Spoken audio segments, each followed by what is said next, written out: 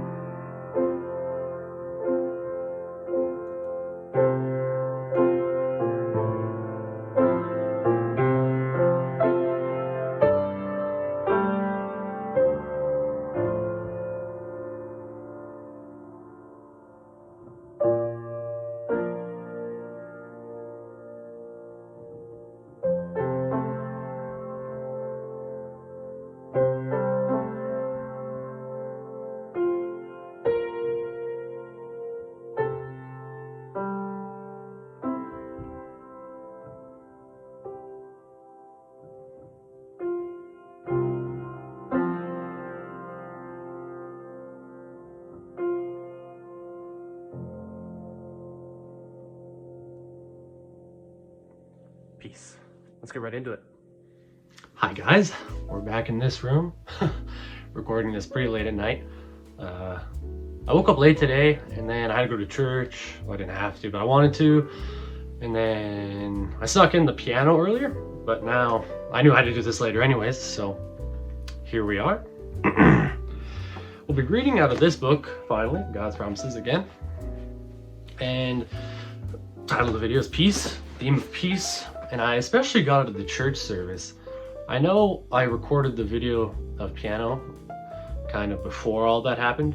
You can probably tell I was like tired. I was like, oh, some of the notes just weren't speaking.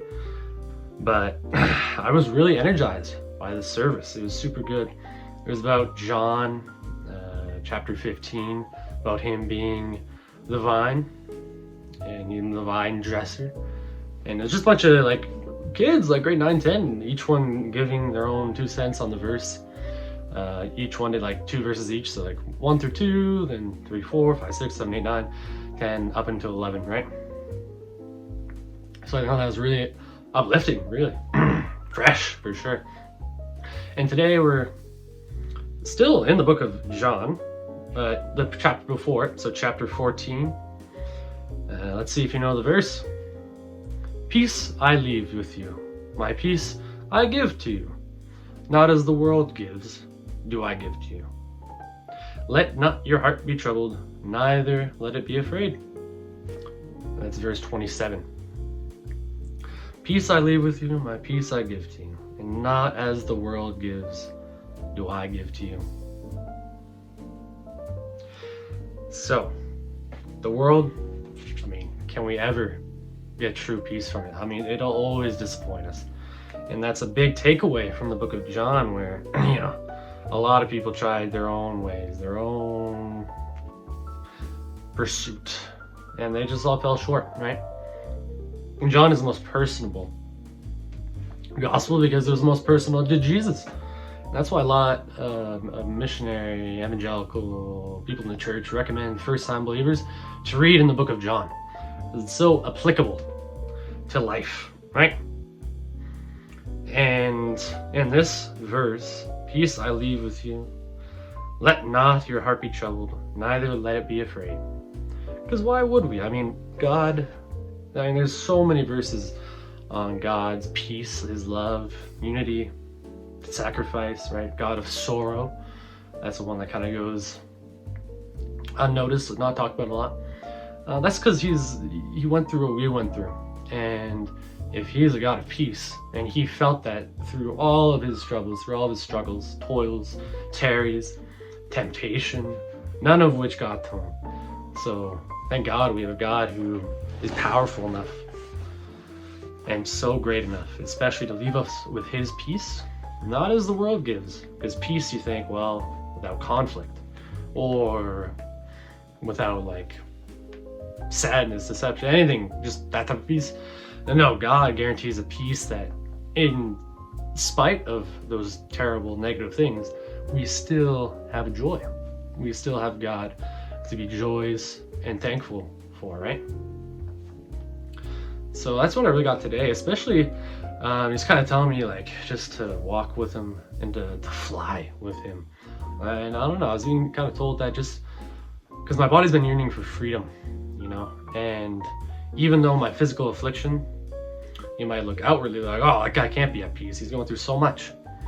But inwardly, I've never quite been so at peace spiritually, right? And we talked about spiritual maturity and immaturity thereafter yesterday, just a little bit, but it takes a lot to get to a point where you can just be at peace. And it's not perfect because the flesh still, sometimes I still abide with the flesh, but abiding with God, just like in John chapter 15, the chapter before this one, it's an active duty. It's an active command to abide in him and with him, and therefore peace will come. There's a lot of verses on peace, and John chapter 14 really encapsulates it here just as a gift, right? As natural as water flows, water being used a lot in scripture as a metaphor for just transformation. And we are transformed daily, renewed daily by his peace, by his glory.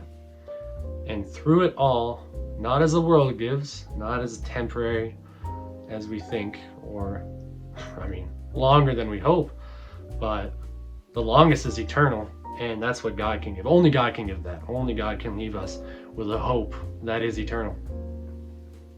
And I'm so thankful for it, because otherwise I'd be, who knows what I'd be still going on for, what I'd still be chasing, what I'd still be living for, even if not for God and the blessings and people God has given me. Because I've experienced a lot and it sucks, but there is peace. There is peace in the valley of the shadow of death. You walk in it, that shadow, that valley, but afterwards there will be peace. And I think, why afterwards? Because in the middle of it, you're so distracted by the flesh. If you truly knew God and his plan, you would be comforted and you'd have peace no matter what.